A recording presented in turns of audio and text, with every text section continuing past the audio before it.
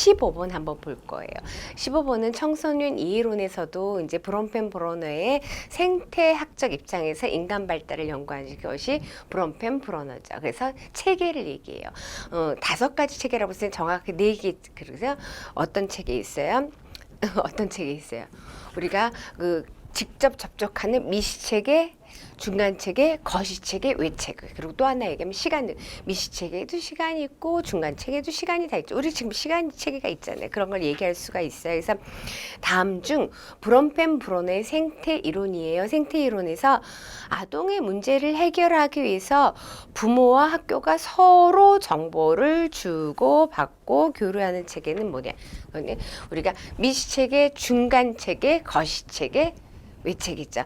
그러니까 일단 미시체계 뭐예요? 아동이 직접 교류하는 체계가 뭐다? 미시체계가 되겠죠. 미시체계.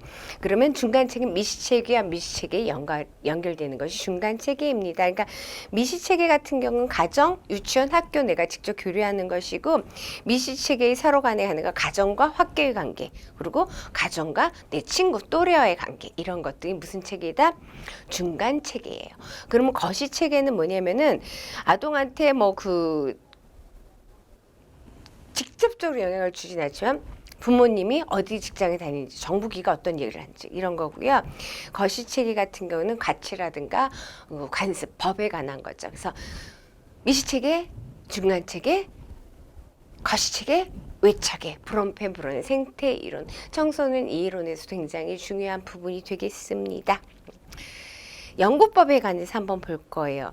16번 보겠습니다. 다음 설명 중에서 옳지 않은 것이 옳지 않은 것 찾아내는 거죠. 그래서 상관연구, A와 B의 상관, A 변인과 B 변이 어떤 관계가 있는 거죠. 그래서 상관연구라는 것은 인간의 심리 및 발달에 영향을 미친 여러 가지 변이 상호 관련성을 표현하기 위해서 먼저 릴레이션을 표현하기 위해서 상관이라는 것은 마이너스 1보다 크거나 같고 1보다 작거나 같다. 이제 정적 상관도 있고 부적 상관이 있어요. 그래서 마이너스가 되면 부적 상관이 있고 1에 가까우면 정적 상관이 있고 0에 가까울수록 상관이 없는 거죠. 그래서 서로 간의 관련성, 상호 관련성을 보는데 상관이 있다라는 건 반드시 원인과 결과의 의미는 아니라고 말씀드렸습니다.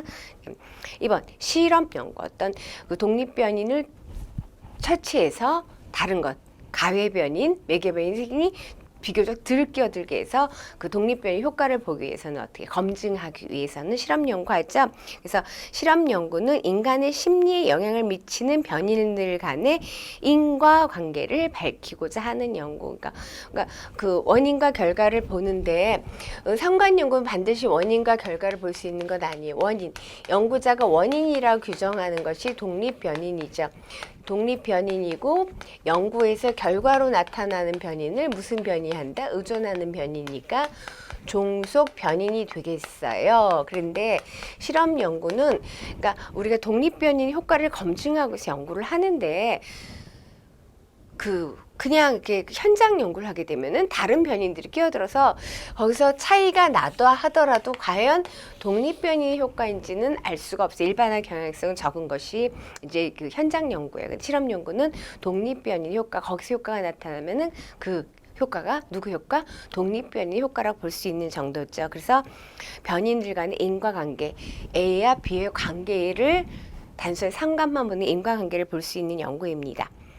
사례 연구예요. 사례 연구는 개인을 해서 할 수도 있고 집단을 대상으로 할 수가 있어요. 이거 질적 연구법으로 많이 활용을 하는 거죠. 그래서 한두 명의 조사 대상자를 대상으로 얻은 연구 결과를 바탕으로서 발달 및 심리 기제의 일반적인 양상을 추론하는 거죠.